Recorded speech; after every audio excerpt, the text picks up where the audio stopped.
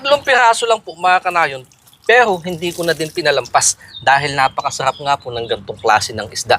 Biya, nahuhuli po yan sa mga tubig tabang na dati madami. Pero ngayon nga po, madalang ng matikman.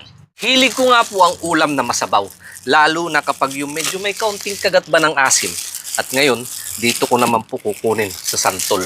Lalo na pag ganyan medyo maniba. Ay, iniisip ko pa lang, napapataas na yung aking pilik mata. Ayan po.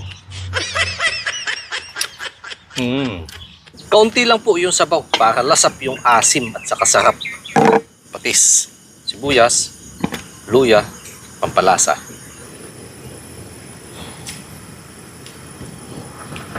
Sa dahon, eto naman po yung aking gagamitin. Pako. Yan po ang isang maganda kapag santol yung ginamit. Tingnan nyo po yung texture ng kanyang sabaw.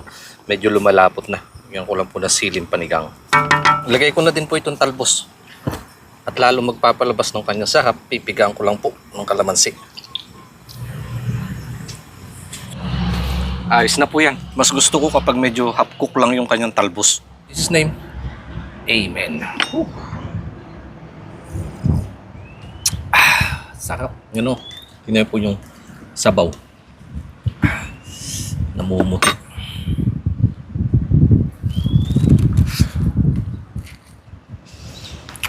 Tagsantol ho kasi ngayon, kaya malimit yan yung gagamitin kong pampasim. Nagawa ko na din ho yan sa bangus kung napanood mo. Nakakalinggo yung upload.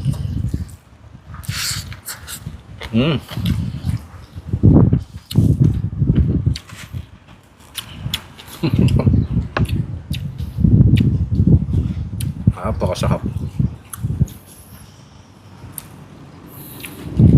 Ito naman mga santol mami ah. Siguro papahisan ko na lang yan ng asin.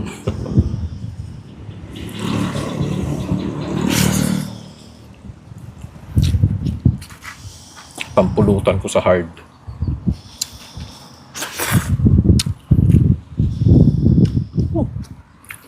Solid ang lasa.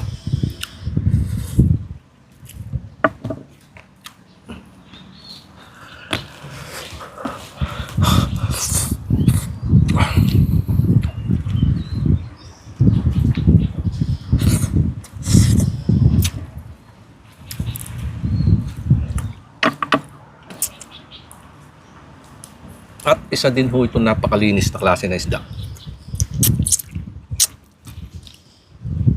Dahil sa mga mabatong lugar sila nakatira, mabuhangin, at saka yung umaagos.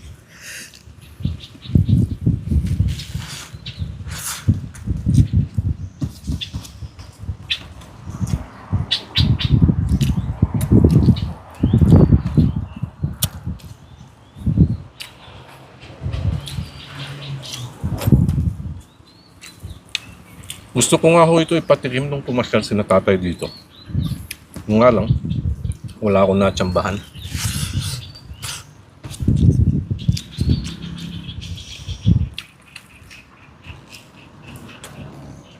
May mga nahuhuli pa naman po sa aming probinsya. Yung nga lang, ganito lang, gadaliri. May mga nabibili pa nga ako minsan yan, halos yung laki ng dalag.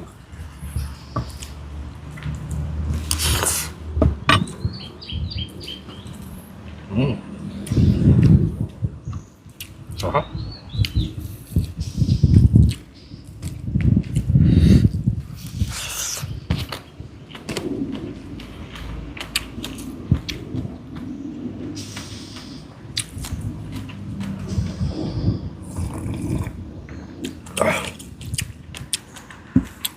Ang dami yung maliliit na langaw. Nahabol kasi nila to santol. Tabi ko na nga.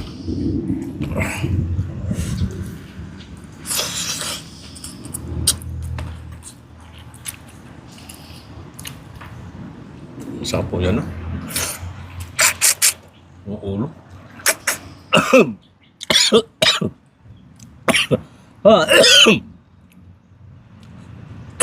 Uy.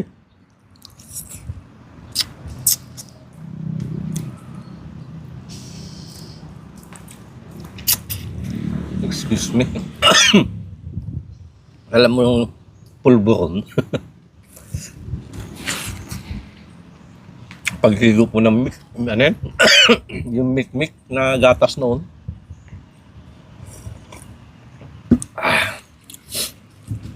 Parang ganun yung nangyari.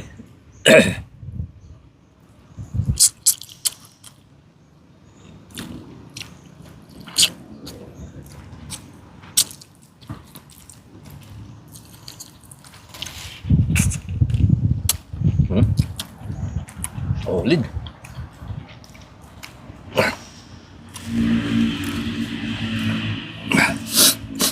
Kapag ganito ho ang ulam,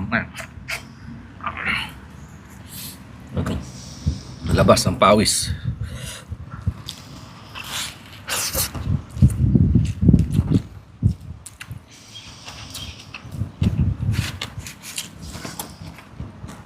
Napakasarap.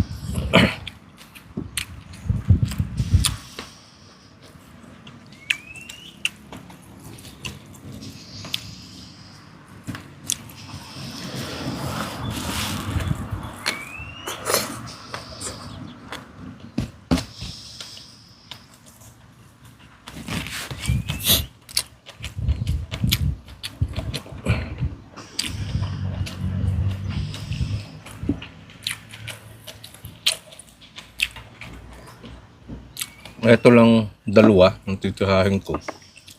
Ay, naputol pa yung isa. Titira ko naman po yung isa para may hapunan yung aking mag-iina mamaya pag-uwi.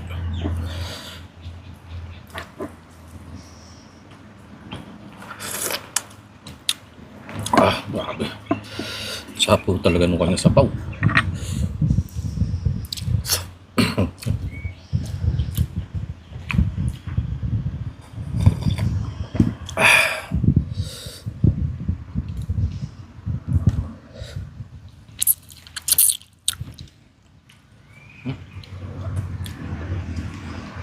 Ang dami ng tinik na kumalat. Durog kasi yung isa, putol.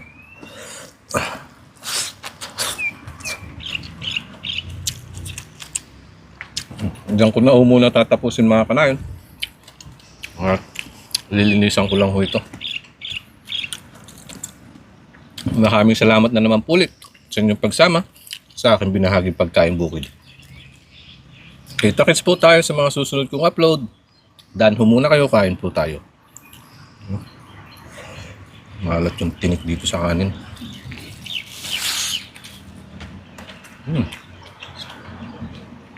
Bakit?